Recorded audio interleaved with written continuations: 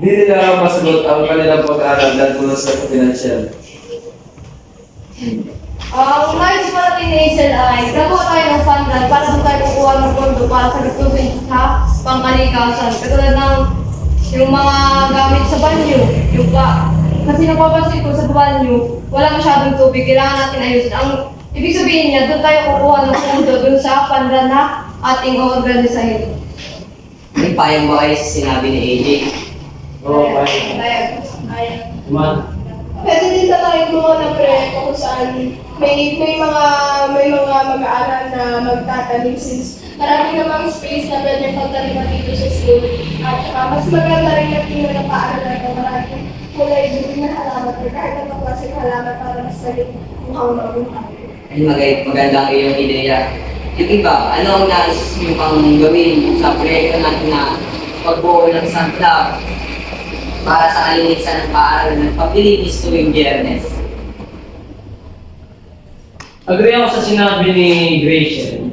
Pero may isang problema ang dapat nating harapin sa ganyan. Marami na sa mga bata na hindi nadidisiplina at matay sirain ang mga halaman sa paligid. Kaya ang dapat natin kailangan gawin dito, mag-assign din tayo ng magiging sign sa mga paligid at disiplinahin ng mga bata sa paaralan. Ay, pwede ang iyong ideya.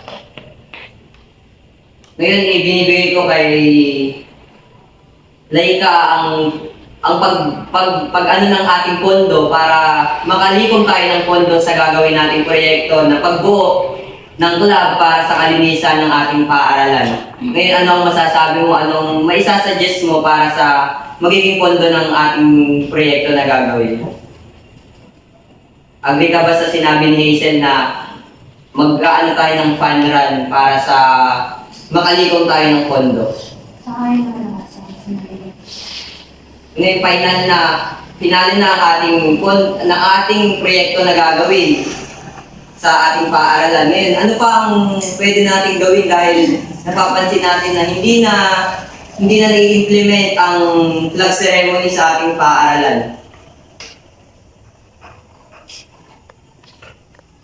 May mga ideya ba kayo? AJ. Ang pag-ceremony natin ay tuwing Monday. What if gawin natin MWF, Monday, Wednesday, Friday? Yung iba? Sakayin naman ako doon sa LWF ni AJ. Dahil sa lahat ng karamihan sa mga tao sa Pilipinas, hindi na nirerespeto ang ating national anthem. Tapos, pag may narinig silang tunog, hindi sila tumitigil at patuloy pa rin sila sa paglalakad.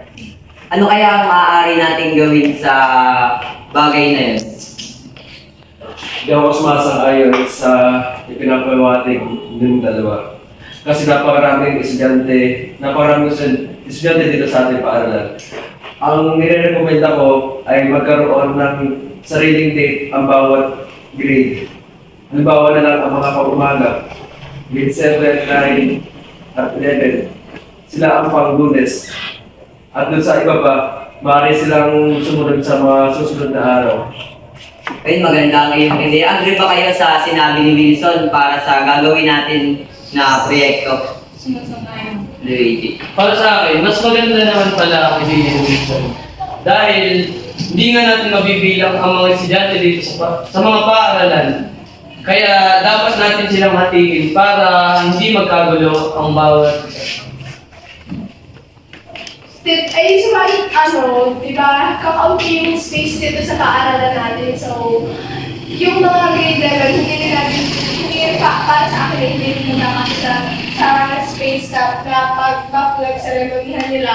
So, at saka pwede rin na minsan hindi na matuloy yung flag ceremony kasi minsan umuulan or kung ano pang ibang dahilan. So, pwede lang ituloy na lang nila yung flag ceremony kung saan o kung kailan sila nakaschedule sa loob ng classroom nila.